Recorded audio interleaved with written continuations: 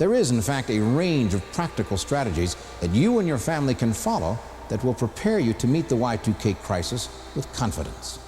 Keep in mind that this will be a much greater disaster for those who are not prepared. We're going back to the 90s.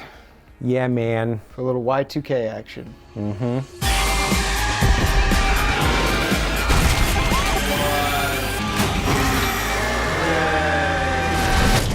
Think they'll still do graduation?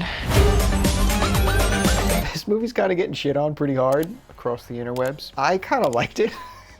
I think you liked it more than me. Yeah, I mean, it was stupid. That is correct. It was really stupid. It made no sense. Although, I think it's because the movie just didn't take itself too seriously. Well, the problem with it is it has a very strong start in terms of being a coming-of-age teen comedy. Correct. And then when the event happens, it just goes off the shifts rails. gears. It's okay when a movie goes off the rails, you know what I mean? Like some of them do it successfully. Yeah. This, in my opinion, it took it too far, and the concept wasn't fully fleshed out. It wasn't fleshed out at all.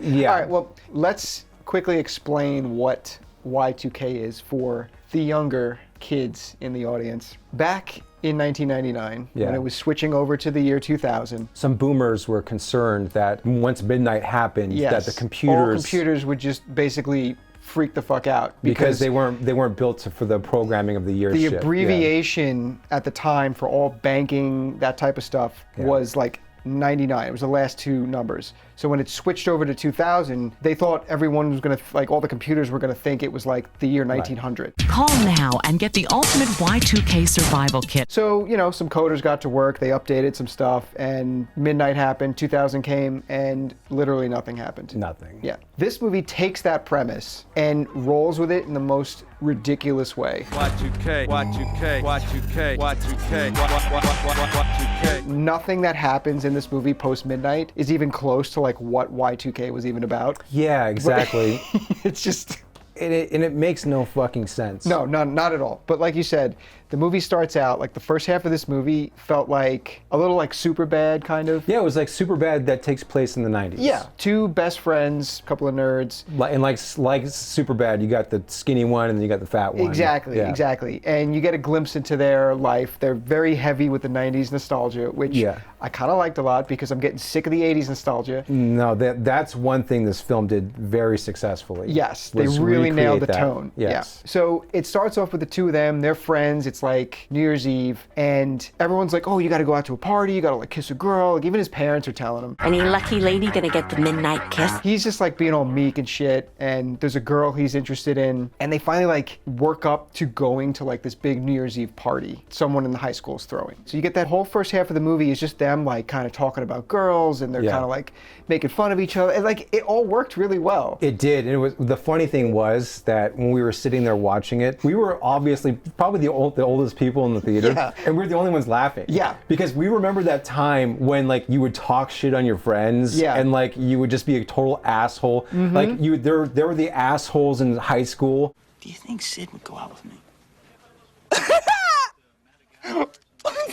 Like that doesn't happen anymore because everyone's like a pussy now. Yeah. So, but like we're the only ones laughing because we remember that, and like I just can feel everyone going like, those guys are toxic over there. Yeah, right. You know? Even the people next to us were just like, exactly, like a little nervous to laugh. Yeah. And we're just over here, not like we weren't like belly laughing, but like we were kind of just chuckling and everything because like they were really nailing the tone. They did like just like subtlety things. Like back then, that's like the age of heckling.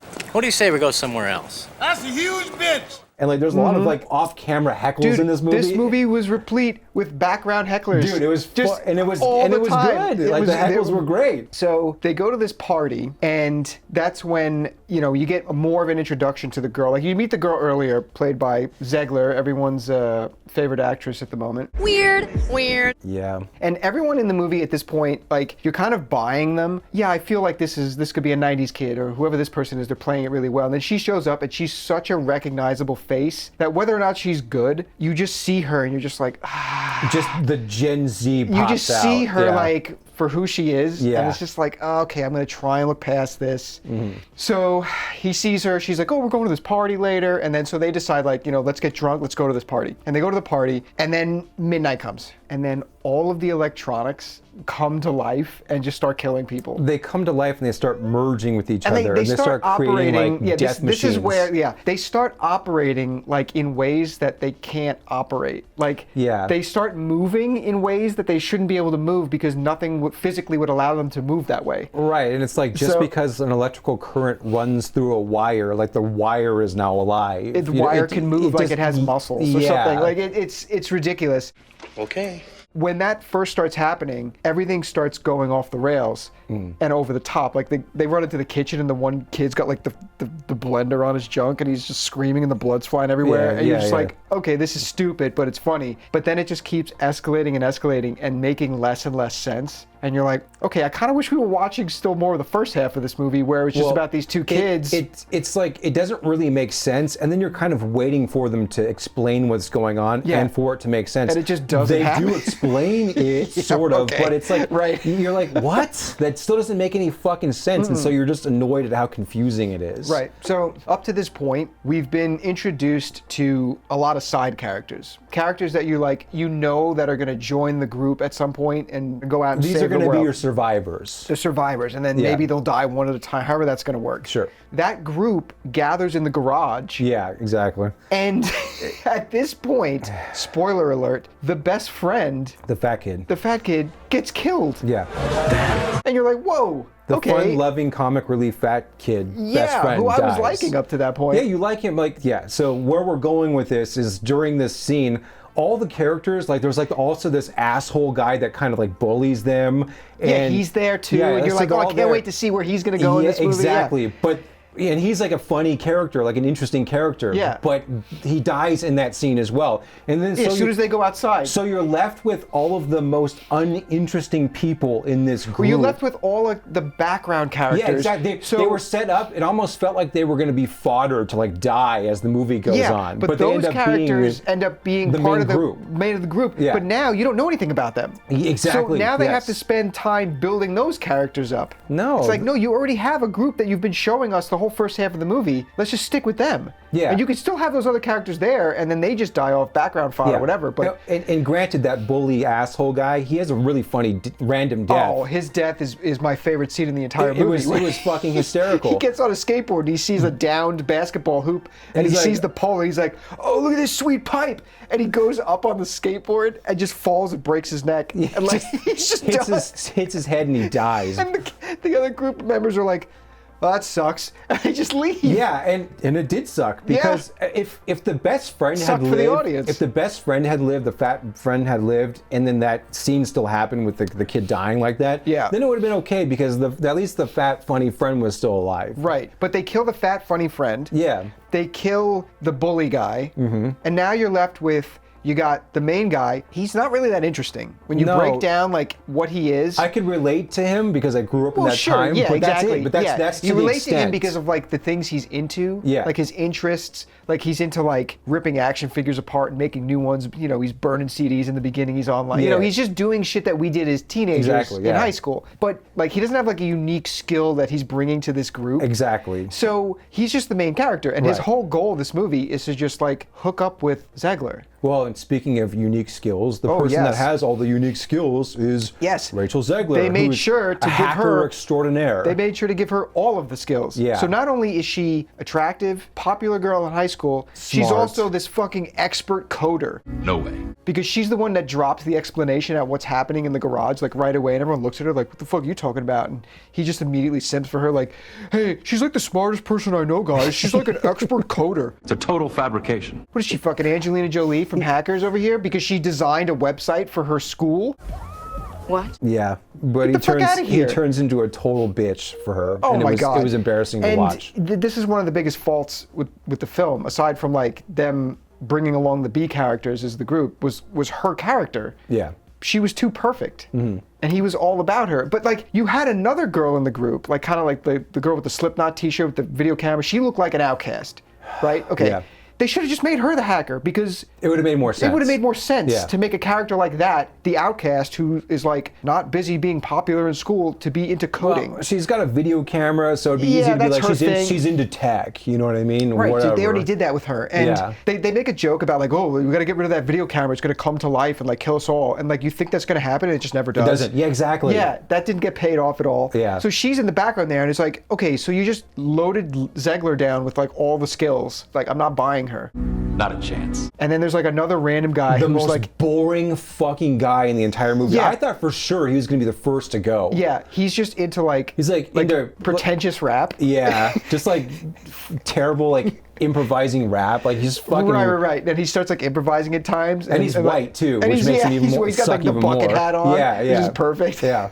And then they meet up with the director. Kyle Mooney plays the hippie guy that runs the hippie video store guy. Who was funny as hell. He like, was pretty funny. Yeah. So they decide like when they leave the party, they're like, where are we gonna go? And Zegler's like, oh, my ex-boyfriend, he's part of this collective that they hang out at this like old abandoned factory. So there's like no electronics there. So they're like, oh, we'll be safe there. So let's go there. So now we get this like long chunk of the movie where they're trying to get from... Yeah, they're trekking like through the woods and stuff to get to this one location.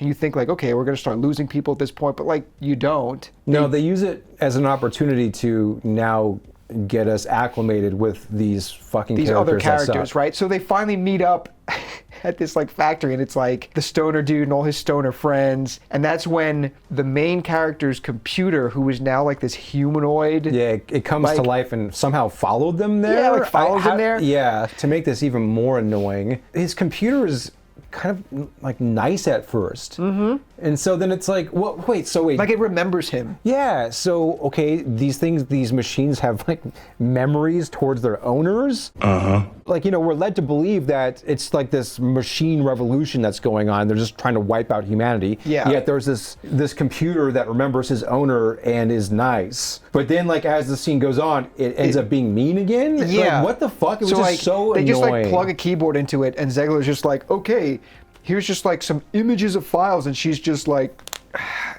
yeah, she's just typing like a storm up, and just starts figuring all this shit out. And they're like, okay, well, obviously, crash and burn over here. It's fucking stupid. Like that was less believable than the fucking machines coming to life. Yeah, and like I get it. It's like a ridiculous, dumb concept. Right. But you can't hide behind that. Like even when you come up with these ridiculous concepts, it has to have rules to it. So as the audience, it makes there's no rules in this movie. But it makes you you can go with it a lot more. But when there's not, you're just like, okay, this is fucking dumb. Yeah. Eli sees Zegler talking to her ex, and he gets all butthurt. He's like, you know what, I'm just gonna leave. And so like he goes off, Pussy. and total pussy, man. That's when Zegler figures out like how to stop this takeover of the computers with this Trojan horse like computer program that the thing's a hive mind, so you kill the queen and it destroys it takes everything yeah. out. So she has like the Trojan horse on this USB stick, and she's like, oh, I gotta go find Eli. They meet up again. They go back to the video store, and that's when they meet up with fucking Fred Durst comes walking out of the shadows as himself. Mm-hmm. But he's just like old Fred Durst, but he's playing 1999 Fred Durst. Yeah. And like the way they do it in the movie, like it's kind of like this big reveal, but like we were the only two that kind of chuckled in the theater when he showed up, because like I don't think most people today know who the hell Fred Durst even is, unless you kind of grew up with that music. Well, and they, usually in a movie like this, if they're going to have a cameo like that, they'll kind of drop, they'll plant seeds early on in the film. Well, they kind of do, because the girl, she's like a big Limp Bizkit fan, and the bully guy, he's big into Limp Bizkit, and they talk about it. Yeah, but you would think that they would show him more, like giving the audience sort of like a, that visual cushion, so when it happens, you're like they have like someone has a poster of him with the backwards cap on and everything. But he would have been much younger. Yeah, well, true. But like that would have been funny anyways. Exactly. So they meet up with him, and he goes into this story about how he was on stage and like all of Limp Bizkit gets like wiped out, and people dying, and he went and hid like a little bitch. And the girl, who's like the outcast girl, who's like a super Limp Bizkit fan, has to like pep talk him into like helping them out. And they decide like, okay, of course she's the one that pep talks him. Yes. So their plan is like, we're gonna go to the high school where all the computers are gathering, and they're like converting the humans into like batteries or something. They're putting chips in them to make them assimilate or some bullshit. Makes no sense. Yeah, so they go to the high school, and then Fred Durst basically gets up on stage and sings the Limp Bizkit version of Faith to distract the robots so they can plug the Trojan horse into the master computer and destroy the virus, which they ultimately do. And they set up this MacGuffin in the film where between the two best friends, the fat kid, condom. and they have a condom like they're trying to use, basically. I kind of thought that was funny Oh, it because was funny, yeah. when the fat kid was dying and he's just like, oh, here, take it. And he's like got blood all over Exactly, it. And he's yeah. like, you need to use this, man. Like he keeps telling him, he keeps trying to give him this condom the whole movie. Like, you need to like bang some chicks, dude. You need to use this condom. Right. So the condom comes into use at the end I like because that, how she can't put her hand through because she's getting electrocuted. So he's got the condom. So he puts the condom on her hand, and then she's able to plug it in. That's stupid and that's funny. Yeah. You know, they because set that up and it pays off. They set it up and it paid off. That's it. They saved the world. And then Fred Durst ends up running for Congress and starts Durst Industries and becomes like the savior of the planet. It's like Bill and Ted. So ridiculous. Yeah. We got a 90 minutes. We're in and out, which I appreciated. As we were kind of alluding to in the very beginning of this review, the beginning starts off great and It's solid. It felt like there were rules we were going to be following. It did, but I almost just wish that the Y2K shit didn't happen, and like we could just watch this coming of age teen story. It would have been a great coming of age teen story. Yeah, because all the characters were great. They were endearing. They were very relatable. I mean, they got things down accurately, like from the clothes that they wear to the fucking porn that they watch. Yeah, dude. When they're is sitting there and they're like, you just see the image loading slowly in the background, trying to load it was the like image. Janine Lindemulder or whatever. I was like, I remember that. I had that picture. That picture. It took an hour to load. Exactly. Yeah. You had to like use an image emulator to like look at it. Yes. And it's like you had to scour the internet and find the file. And then it's like, oh shit, this file's like 1 megabyte. And then it would take like 10 minutes to like load the image one line at a time. Yeah, we're dating ourselves there, but like They really nailed that aspect of it. They did, yeah. And like there was when they arrive at the party, they go in and they look at all the cliques that are in the party, and then like you go to like the douchebag jock guys, and then they went to like and I totally forgot about these motherfuckers. Yeah, but they went to those ska swing kids. Yeah, dude. My best friend in high school totally got into the ska scene, I remember like, dude, what are you doing? Yeah, I wasn't friends with any of those fucks, but I knew who they were. There was like the ska, but then that was kind of separate from the swing scene. Yeah. Because there was like a really short period when like everybody got into swing. Baby, it looks like it's gonna hail. For like a hot minute. Yeah. But that was great. Like the attention to detail was funny, and like the main douchebag who you think's going to be in a large chunk of the movie, when he's talking to Zegler and he comes over with his buddies, the kid whose house it was, and he's like, oh, hey man, like, you're not like hitting on her because you don't have a shot, loser.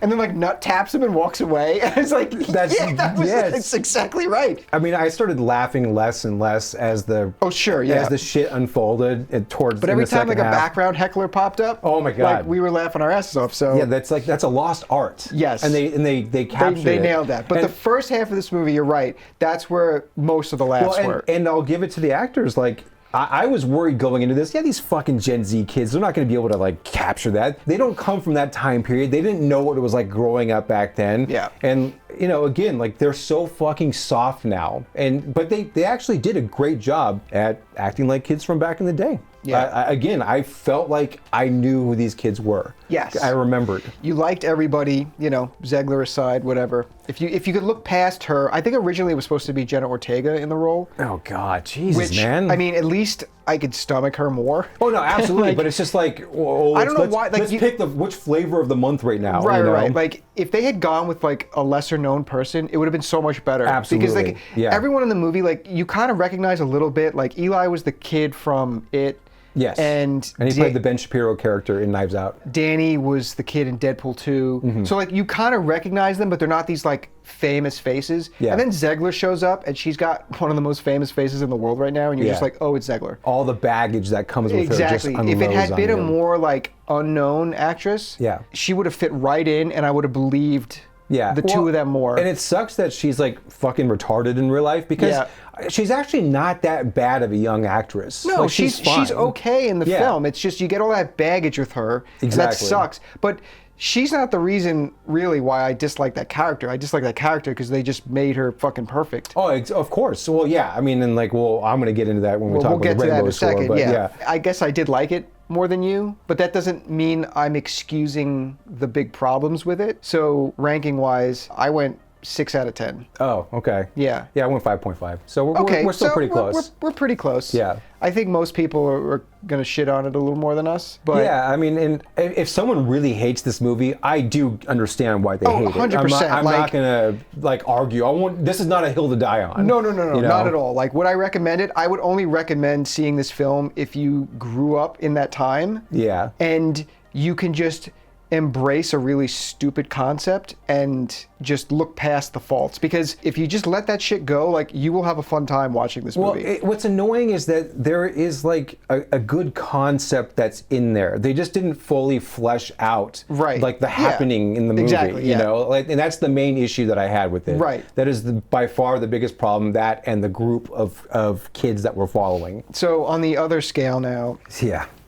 Woke shit. Not that much. It was a fairly tame film. It was but the biggest problem was all of the competent characters were the females, and like when the shit started happening, all the guys were like, "What do we do? What do we do? What do we do?" And it was all the girls that were like calm and collected and like snapping the guys like, "Oh, we got to do this," you know? Right. They didn't slap them in the face, but it was basically like they were fucking slapping or like them in the when face. they go into the garage, that's the first scene where they're like, "What the fuck's going on?" And like the camera like pans over and like Zegler's like in the foreground, and she just matter of factly like says like, "Oh, it's like an artificial intelligent worm that's been," it's like, and she just knows exactly what's going on. Yeah. And it's like, and not enough information, not enough things you don't know dick happened about what's going on for her to even get what's going on. But she immediately pegs the exact reason. Yeah. And it's like, oh, I'm sorry. Like, in your busy schedule of being the most popular girl in school, when the fuck did you learn how to code? Yeah, exactly. And when did you learn how to be on a level that you could like fucking hack into the Pentagon level? Yeah. Like,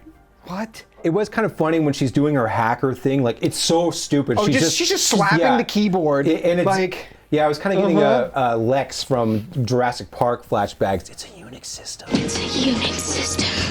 I know this. You know what I mean? Just like that. It was just fucking stupid. You know, in the book, it was Tim that was doing it. Yeah. You know what I mean? Ooh. Yeah. Yeah. It's that and that uninteresting fucking video camera outcast chick. She makes a point of like calling out another character for being like, "Oh, that's racist" or whatever. And it's like, they didn't talk like that back then. Weren't you a fucking bully 10 minutes ago? Dude. So what do you fucking care about racism all of a sudden? You were a bully. Shut the fuck up. That fucking word was like in no one's vocabulary. Nobody back ever then. used that as an insult when I was in high school. Like, no one ever like, "Oh, this guy's like racist." No, it's like, what are you talking about? No one fucking said that. No, that was Didn't totally happen. like, here's a little modern sprinkle in here, because that shit, absolutely not. She stuck out like a sore thumb because of that, and then she also at some point randomly was like, "Oh, I think I might be a lesbian Oh, yeah, too." she got into the bi thing, and it's like, God, okay, whatever. Fuck off. Get out of here. Fucking Like, if you want to stop. be an outcast, fine, that's the character. It was just that she should have been the hacker. They could have successfully done that if they made it seem like she was saying that because she wanted attention. Because that's back then, that's what they would do. But you can't show it in that kind of light. You know how many girls I knew in high school who were like, bi, but that had dated dudes first, and then decided later Yeah, exactly. that they were bi or a lesbian. It's like, all of them. Yeah. But that's a different conversation. But they could have capitalized on that phenomenon back in the day. Yeah. But they don't, because nowadays that's like something that you can't say like, "Oh, maybe that's a phase you're going through." You can't have any implications of that. Maybe you're like young and still working shit out. Or Exactly. like you don't know who you are yet. That's fine. Right. Like that's what being a teenager is. Or you just simply want fucking attention. Right. You know, like You want that would attention. have been more ballsy and more funny if they actually took it that route. Right. But they didn't do that. Of course not. No. Where did you come down, Rainbow? I don't know. The chick shit really did bother me. So, and like, again, it's like one of those things where it's like, this is a fucking movie that's like, leave the 90s alone. You know what I mean? Like, leave that shit alone. So that bothered me. Yeah. I'm going to give it a 2.5. 2.5. Okay, I went 2. Yeah, I'm gonna I give went it 2. 2.5. It is a fun movie. It is a stupid fun movie. I guess I would recommend it if you remember that time. I wouldn't recommend it. I thought it was fucking stupid, but there were some things that were well done and funny. I would not go out to the theater to see it. Just wait till it comes out. Figure out another way to see it. Yeah, yeah, exactly.